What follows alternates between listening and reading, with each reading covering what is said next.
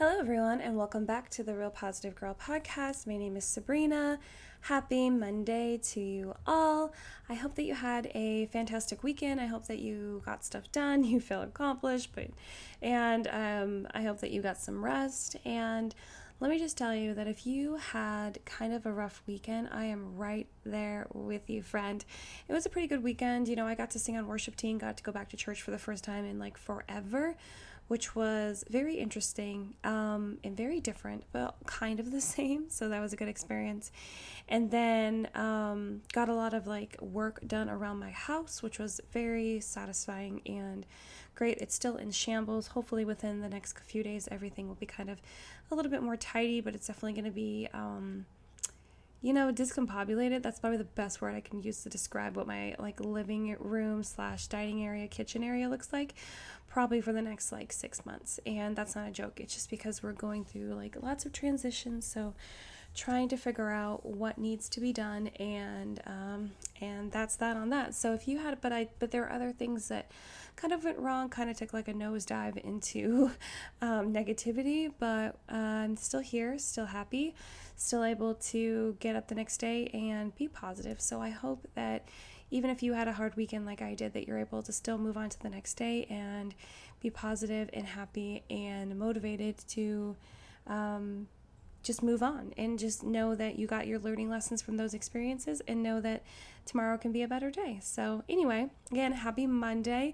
I hope that whether you're just starting your day, whether you're in the middle of the day or towards the end of your day, that you're having a fantastic day today. If you're having a rough day, then I encourage you to take the 5-minute reset, which is pretty simple and easy. All you have to do is take 5 minutes to be alone by yourself, or take more time if you have it, but take at least 5 minutes to be alone by yourself to decompress, reset, come back to baseline, and just kind of shrug off of any stress, problems, issues, troubles that are kind of weighing you down, kind of feel like a burden on you.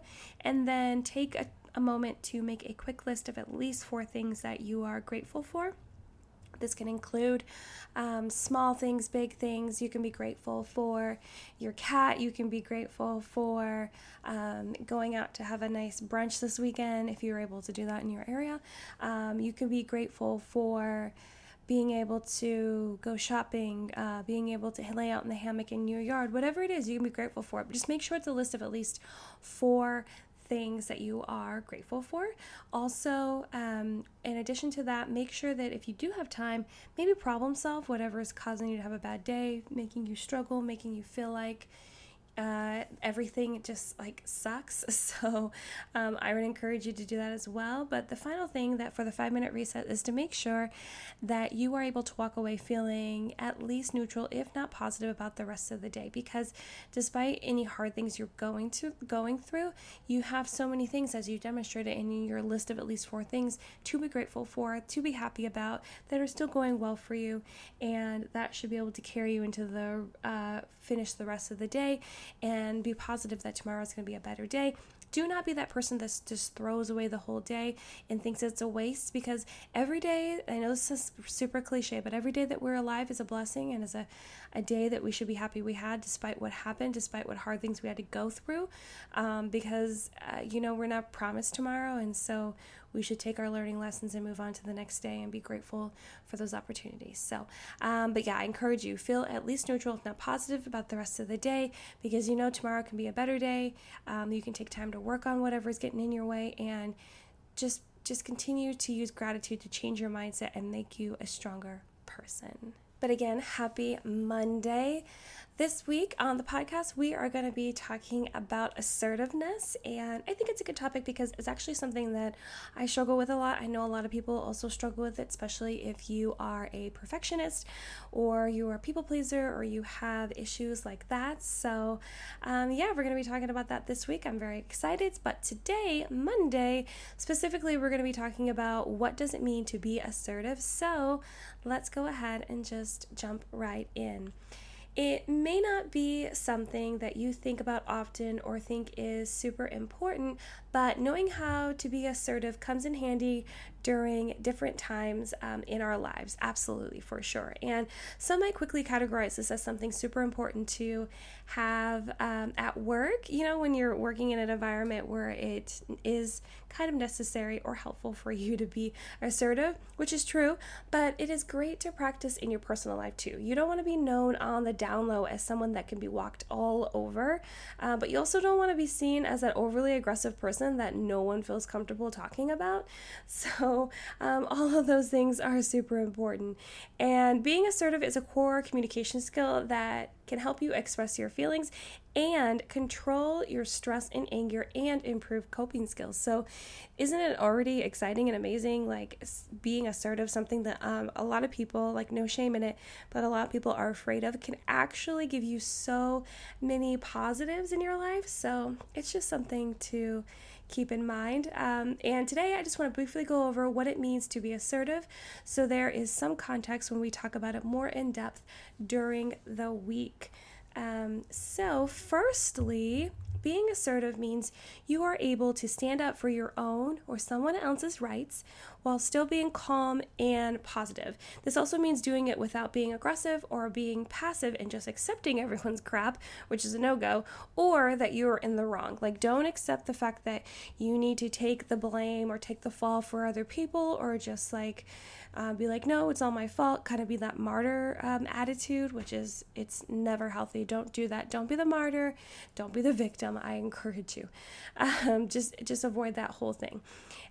This will allow you to respect others' rights and beliefs at the same time. So, it's a good combo. I feel like being assertive, being appropriately, rightly assertive, has a good balance to it that can definitely be helpful in almost every aspect of life. So being assertive can also help to boost your self-esteem and earn others' respect.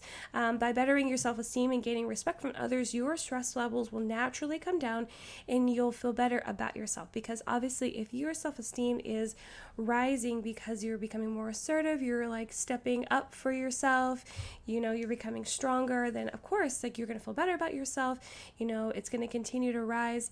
And then also your stress level will go down because you're not feeling the stress of worrying about how to be assertive. Like, if you already know how, you don't have to worry about what you're going to say to someone, or how you're going to tell them something that needs to get done, or how you feel about something without being super awkward. And then just like earning other people's respect, I feel like is one of the best things, because they trust you and they believe in you and they know that you can do whatever you're telling them and they believe what you're saying. And it's such an important aspect in all types of relationships, personal and work relationships.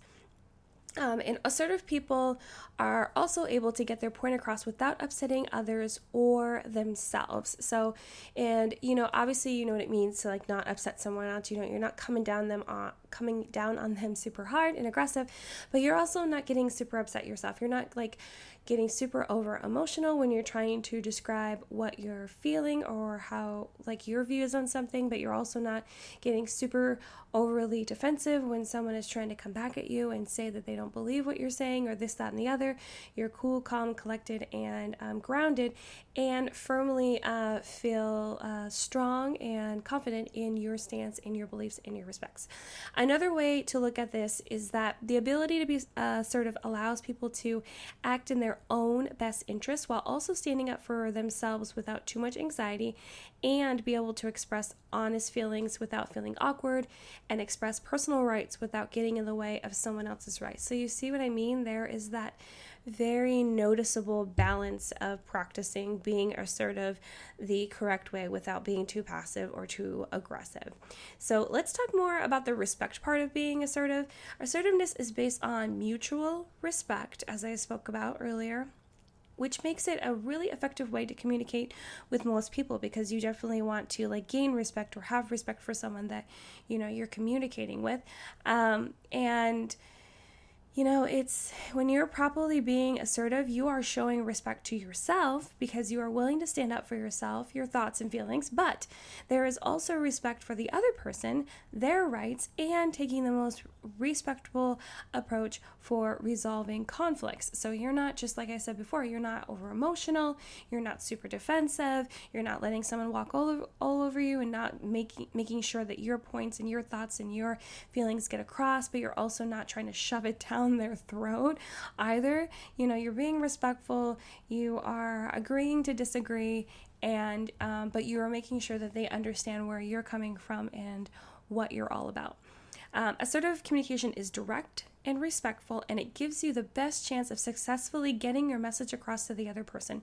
You don't want to be passive and no one takes you seriously, or be aggressive and no one can hear what you're saying because they don't understand anything beyond your anger. So the people that are super aggressive, like when you walk away from talking to someone who's super aggressive, generally the first thing that you're going to tell someone else if you want to relay your experience is you're going to immediately be like, oh, they're really aggressive, or they're over the top, or they're yelling, or they just really came down on me hard, as opposed to someone that was assertive and they're like, yeah, they really like laid out what they feel and their thoughts and opinions and why they feel that way, and and maybe you still don't agree with them or whatever, but at least you're able to reflect back and know that they did it in a very respectful way. But I honestly do believe that being assertive within a communication standpoint is the best way to get your message across because, like I said, you're level-headed, you're calm, you're cool, collected, you're able to let them know what you're feeling, how you're feeling, the reasons why, and be able to walk away feeling fine. You're not walking away feeling lower than you were when you arrived, but you're also not super heated or feeling super sad or disappointed or anything like that. And here are some assertive behaviors to note, and you will know that. And this is kind of like a preview of kind of what we're talking about tomorrow. But here are some behaviors that assertive people normally have. So being open and expressing your wishes, thoughts, and feelings, and encouraging others to do the same. You don't want to just like keep this mindset and way of communication to yourself. You want to encourage other people to do that too, because if you're not, that's not being assertive. That's more of being aggressive.